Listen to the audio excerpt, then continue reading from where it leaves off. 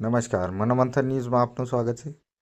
મહીસાગર જિલ્લાના મુખ્ય મથક લુણાવાડા નગર ખાતે ગુજરાત ક્ષત્રિય ઠાકોર સેના મહીસાગર તથા OSS એકતા મંચ તેમજ લુણાવાડા 7 મોહલ્લા પંચ અને મહીસાગર જિલ્લાના ક્ષત્રિય ઠાકોર સમાજના વિવિધ સંગઠનો દ્વારા નવા વર્ષ નિમિત્તે સ્નેહ મિલન કાર્યક્રમનું લુણાવાડા ખાતે યોજવામાં આવેલ હતો।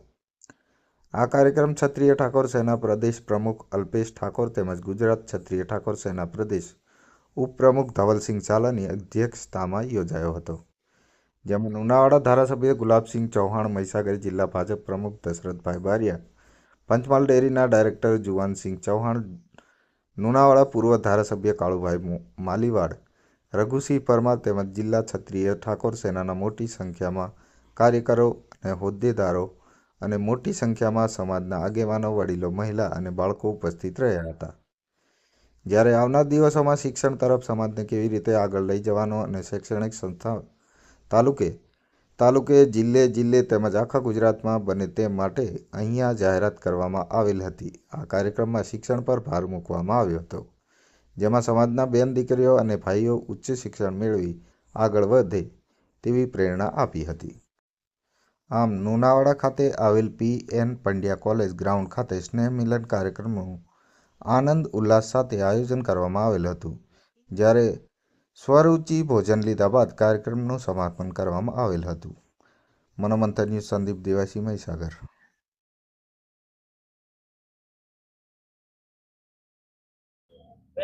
આજ રોજ મહીસાગર જિલ્લાના લુણાવાડા મથકે ગુજરાત ક્ષત્રિય ઠાકોર સેના અને SC/ST/OBC એકતા મંચ દ્વારા ભવ્ય સ્નેહ મિલનનો કાર્યક્રમ યોજવામાં આવ્યો હતો।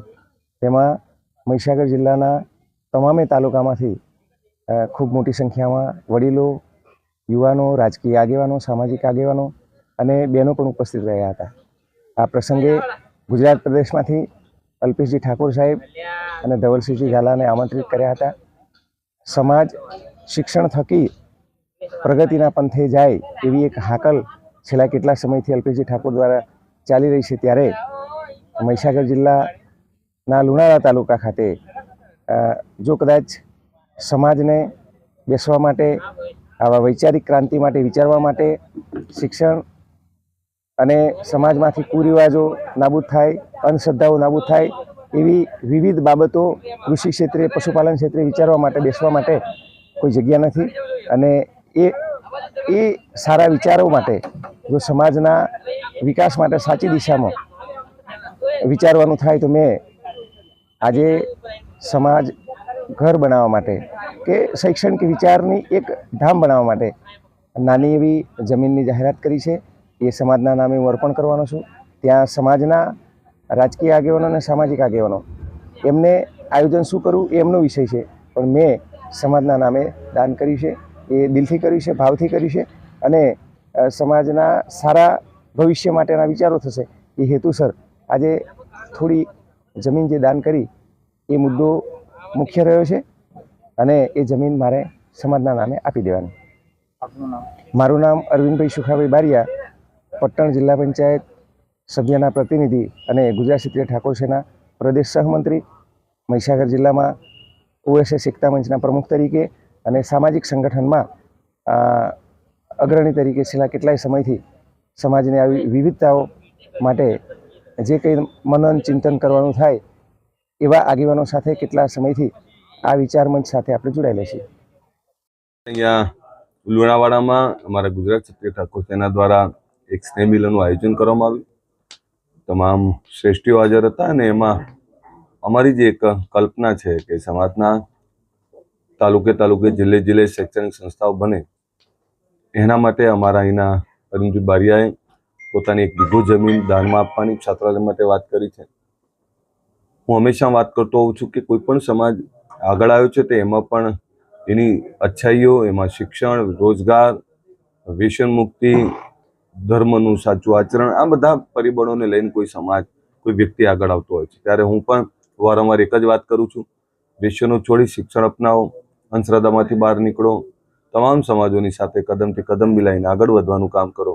એટલે આજે અહીં આવ્યો છું ને આવનારા સમયમાં અહીંયા લુણાવાડા, મહીસાગર એટલે બાલાસિનોર, વીરપુરમાં આ જિલ્લાની અંદર શૈક્ષણિક રથ પણ અમે ફેરવવાના છીએ અને એની શરૂઆત પણ અમે અહીં લુણાવાડાથી કરવાના છીએ. સાહેબ, બીજેડની જે પોન્જી સ્કીમ છે તેના વિશે શું કહેશો?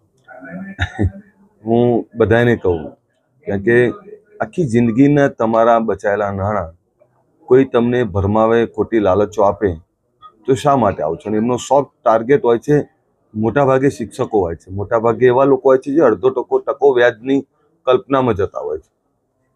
એવી કઈ યોજના છે કે તમને વર્ષ, 2 વર્ષ, 3 વર્ષમાં ડબલ કરી આપે?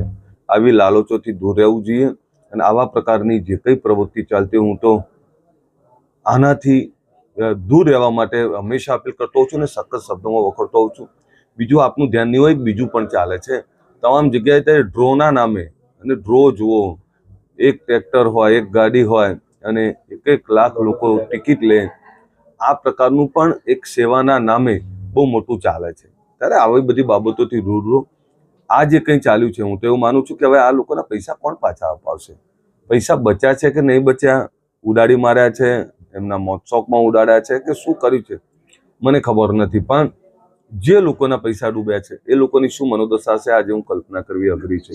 ત્યારે હું લોકોને કહું છું કે આવું વર્ષોથી ચાલ્યું આવે છે. હું નાનો હતો ત્યારે 1 નું અમારે ત્યાં આવતા, એટલે અમારા ત્યાં હું રાણીપ્રવ, ત્યાં એવું આવતું કે તમને જ સોફા આપવાનો છે, તમને જ ખુરશી આપવાની છે, તમને જ ડબલ કરી આપવાના છે. એક ચારો નાખે, 10% રૂપિયા લોકોમાં નાખી 90% લોકોના પૈસા ખરવી લે. આ પ્રકારની એક સ્કીમ વર્ષોથી ચાલે છે. લોકો જાણે છે તેમ છતાં કેમ આવું કરે છે? અને આ લોકો એટલા બધા બોલવામાં શાર્પ હોય છે કે અમે બીજાને તો ખબર નહીં, પણ તમને પૈસા મળી જશે, તમારા કરી આપશું. આવી લાલચમાં બધા ઠગાતા હોય છે. ત્યારે આવી જે કોઈ બાબત છે એમાં રાજ્ય સરકાર આગળ આવે. આમાં રાજ્ય સરકાર તરફથી તો કામ થઈ જ રહ્યું છે, CID તપાસ કરી રહી છે, પણ આ લોકોના વળતર માટે કોઈ ચોક્કસ નક્કર કાર્યવાહી થાય. નહીંતર બચારા પૈસા જે લોકોના ગયા છે એમનું શું? એટલે એમના પૈસા પણ એ લોકોને વળતર મળે, એમના પૈસા જે રોક્યા છે પાછા મળે, એના માટે પણ ચોક્કસ દિશામાં આગળ વધવું પડે. સાહેબ, દાખલા જાતિના દાખલા લઈને આજે ખાનપુર વિભાગની અંદર લડત ચાલી રહી છે, એને શું કહેશો? મને કોઈ વિષય પરફેક્ટ ખબર નથી, પણ જાતિના દાખલામાં શું છે એટલે મને કોઈ વિષય નથી ખબર. સાહેબ, આજે પોન્જી સ્કીમ છે, આવા લોકો સામે કાર્યવાહી કરવા ગૃહ વિભાગમાં રજૂઆત કરશો કે કેમ? નહીં, ગૃહ વિભાગે તો કાર્યવાહી ચાલુ કરી જ દીધી છે. CID તપાસ, જ્યારે CID આમાં કાર્યવાહી કરતી હોય ત્યારે રાજ્ય સરકાર જ આમાં કામ કરી રહી છે. મારો મુદ્દો એ છે, કામગીરી કરવાના ગુનેગારો પકડાશે, પણ આમની સામે જે લોકોના પૈસા ગયા છે એનું શું? તો એ લોકોના પૈસા પાછા આવે એની દિશામાં કામ કરવું જોઈએ. બીજું હું મીડિયાના મિત્રોને કહું છું કે અમે લાખો લોકો જોડે સેલ્ફી પડાતા હોય છે. ક્યારેક કોઈ બાબતોમાં અમે પણ ક્યાંક અંજાન હોઈએ છીએ, ત્યારે અમારી જોડે પડાયેલો ફોટો કે અમારાથી બોલાયેલા 2 શબ્દો, એના કારણે તમે અમને દોષિત બનાવી દો. હું આજે આપને કહું કે કોઈ સાબિત કરી દે કે અમે કોઈ કરપ્શનમાં કે 1 રૂપિયો કોઈ ચાનો પણ બીજાનો લેતા હોય તો અમે રાજનીતિ છોડી દેવા તૈયાર છીએ. પણ આટલા લાખો લોકો, કરોડો, મારા તો કરોડો લોકોએ સેલ્ફી પડાવી હશે. હવે કોણ ક્યાં શું સેલ્ફી પડાઈ ગયું, એ પછી મર્ડર કરી નાખે, ચીટિંગ કરે, લૂંટ કરે, તો એમાં અમે દોષિત નથી. એટલે ખબર પડે અને પછી અમે એને છાવરતા હોય તો 100% અમે દોષિત છીએ. પણ કોઈ રાજનેતા આવા લોકોને હું નથી માનતો કે સહાય આપતું હોય, કોઈ મદદ કરતું હોય. એટલે બધા જનો એક જ અવાજ છે. હું જ્યારે વાત કરું ત્યારે બધાનો એક જ અવાજ છે કે આપણને શી ખબર કે આ ભાઈ આવા હશે. અને એક જ અવાજ છે કે આને તો સજા થાય, પણ જે લોકોના રૂપિયા છે એ રૂપિયા પાછા આવે, આ માટે કોઈ નક્કર કાર્યવાહી થાય ત્યારે મને આનંદ થશે.